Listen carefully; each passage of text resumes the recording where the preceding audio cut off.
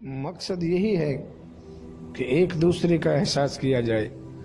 इंसान वही मुआशरे में कामयाब होते हैं जो एक दूसरे का एहसास करते हैं। बनी इसराइल का एक ताजर था कि जब वो मर गए उसने नेकी के काम तो किया नहीं था, सारी जिंदगी कारोबार में लगा रहा।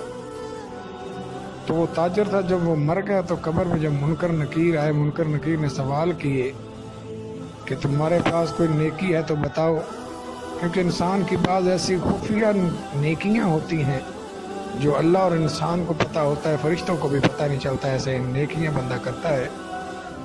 तो फरिश्तों ने कहा कि तुम्हारे नामा अमाल में तो बज़ाहिर गुनाहों के सिवा और कुछ नहीं, कोई नेकियां नहीं हैं, लेकिन अगर तुझे कुछ याद हो, तुमने कोई नेकी पुशीदा की हो, खुफिया की हो, तो हमें बताओ।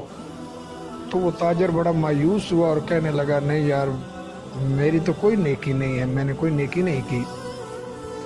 लेकिन सोचने के बाद फिर उस ताजर ने कहा, हाँ, मेरे में एक खासियत थी जिसे मैं अपनी अच्छाई समझता हूँ कि मैं ताजर सा, मुझसे लोग उधार लेकर जाते थे, मुझसे लोग उधार लेते थे, तो मैं जब वादा आता लोगों का, मैं उनसे जब लेने जाता पैसे, तो अगर कोई ना दे सकता तो मैं उसे आगे टाइम दे देता, मैं किसी पर सख्ती नहीं करता था।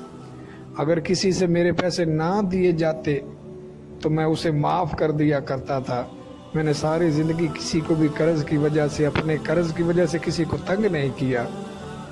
तो जब वो फरिश्ते अल्लाह की बारगाह में उसकी ये बात लेकर गए कि एक ऐसा बंदा है कि जो ताजर था, बज़ाहिर तो उसने नेकियां नहीं की, लेकिन वो कहता है कि मैंने सारी ज़िंदगी जिससे कर्ज़ लेना होता था उसे कभी तंग नहीं किया, माफ़ कर दिया करता था, हत्ता कि टाइम दे देता था, जिससे टाइम पर ना दिए जाते, जिससे नुकसान हो जाता, जिससे ना वापस किए जाते, तो मैं उसे माफ़ कर दिया करता था। तो अल्लाह रब्बुल इज़्ज़त ने फरमाया कि आज मुझसे बड़ा कोई भी सखी नहीं हो सकता। अगर वो एक ताजर होकर अपना माल मेरे बंदों को माफ़ कर सकता है, एक बंदा होकर मेरे बंदों को माफ़ कर सकता है, तो मैं तो रब्बे कायनात होकर कि उसे क्यों नहीं माफ़ कर सकता। तो लिहाजा फरिश्तों, उसे जन्नत में भेज दो और उसे कह दो कि तेरे रब ने तुझे माफ़ कर दिया। मेरे दोस्तों, एक दूसरे के काम आना ही इंसानियत है, और जो इंसान के काम आ जाए, हकीकत में इंसान वही है।